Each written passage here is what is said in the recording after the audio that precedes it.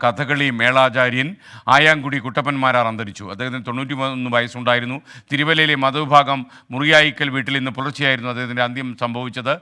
പത്തനംതിട്ടയിൽ നിന്ന് ശ്രീജിത്ത് ശ്രീകുമാരൻ നമുക്കൊപ്പം വിശദാംശങ്ങളുമായി ചേരുന്നു. ശ്രീജിത്ത്, പറയൂ. SKM പ്രസിദ്ധനായ കഥകളി ആചാര്യനായിരുന്നു ആയാങ്കുടി കുട്ടപ്പൻ മാരാര്.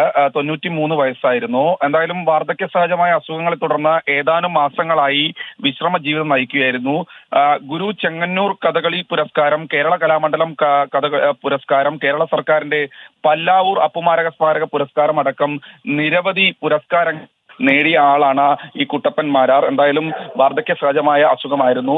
ഏതാണ്ട് കുറച്ചു വർഷങ്ങളായി ഇപ്പോൾ കഥകളി രംഗത്ത് അദ്ദേഹം സജീവമായിരുന്നില്ല. അദ്ദേഹം വാർദ്ധക്യ സഹജമായ അസുഖങ്ങളെ തുടർന്ന് വീട്ടിൽ വിശ്രമത്തിലായിരുന്നു. സംസ്കാരം പിന്നീട് നടക്കുമെന്നാണ് അറിയിച്ചിട്ടുള്ളത്. സാംസ്കാരിക രാഷ്ട്രീയ രംഗത്തെ പ്രമുഖർ അദ്ദേഹത്തിന് അന്തിമോപചാരം അർപ്പിക്കാൻ ഇവിടേക്ക് എത്തിച്ചേരുമെന്നാണ് പ്രതീക്ഷിക്കുന്നത്. Thank you, Sreejith.